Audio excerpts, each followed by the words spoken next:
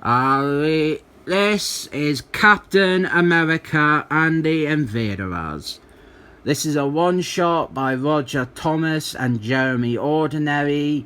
This is one of them 80th anniversary one-shots that Marvel have been doing. You will notice, Marvel, they are always celebrating an anniversary of some sort, because that is pretty much the only way that they can sell any comics anymore.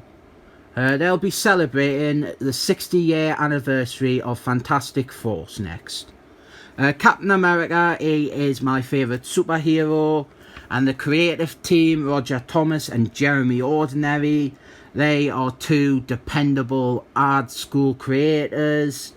Unfortunately, this is one of those flashback retcon continuity insert stories set back in the days of the war, back when Captain America had the odd costume and the odd shield. And I think I have said in another video, we are at the point where there has been so many Captain America stories set during the war that now Captain America, he has been involved in more battles in World War II than is possible. The writing for this comic is a bit corny and clunky and convenient, and expect to hear those words a lot in this video. And the whole early days of Captain America, with the triangle shield and the different mask, they seem like the go-to thing for writers doing these sorts of retcon stories. It's kind of like fake nostalgia again, like Derek Larson's and Black Star. And despite this being called Captain America and the Invaders, this is set before the Invaders were a team, before any of them had even met. It's basically just an insert story with the three main members tangentially crossing paths before they became a team. It is, however, corny. It is very, very corny. The plot line is pure Golden Age tosh, with Stephen Rogers going undercover as a naval officer to protect the president. And the original Human Fire, he is undercover as well, but they didn't realise that they're both undercover and conveniently never cotton on to each other's presence.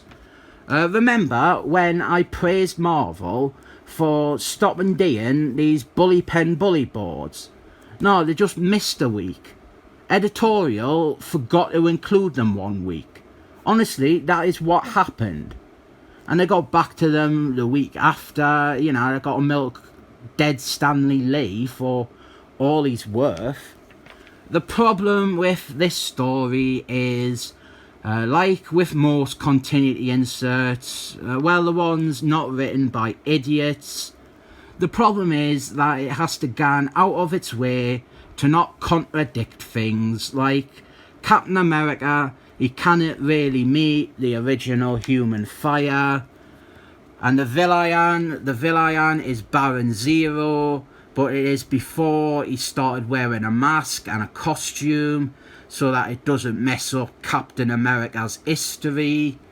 What happens is Baron Zero, he kidnaps the president, so Captain America and the Human Fire, they spring into action while conveniently never crossing each other's paths.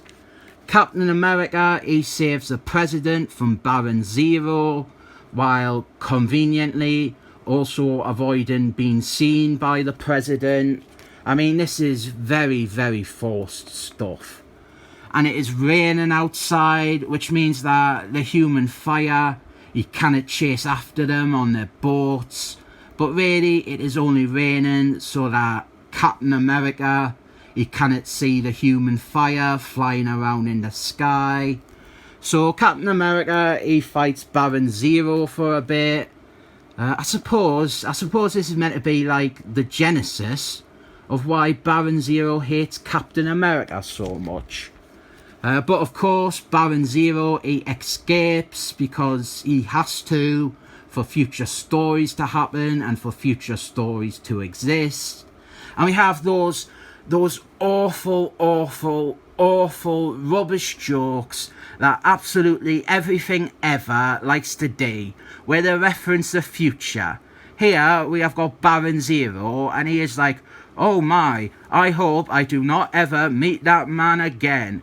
And that is hilarious, because he will. And by hilarious, I mean mostly painful. Then Seaman, he shows up for a whole 2 pages and conveniently doesn't meet or see the other 2. And we end with some more of the nudge nudge wink wink humour crap, with Stephen Rogers and the Human Fire.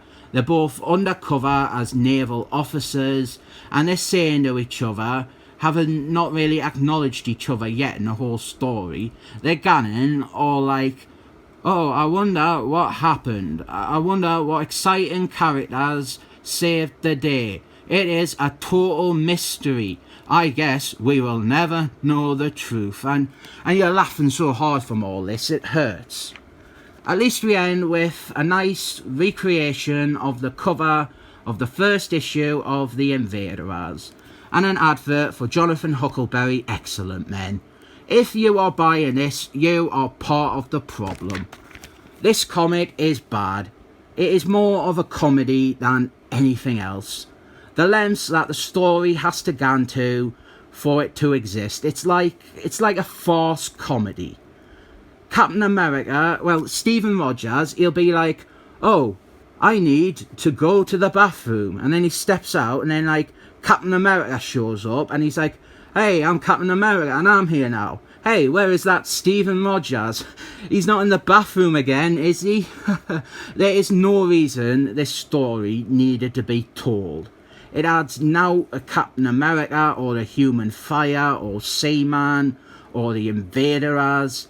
It's completely pointless, and it cost a £5. So, of course, I am rating this 7 thumbs up.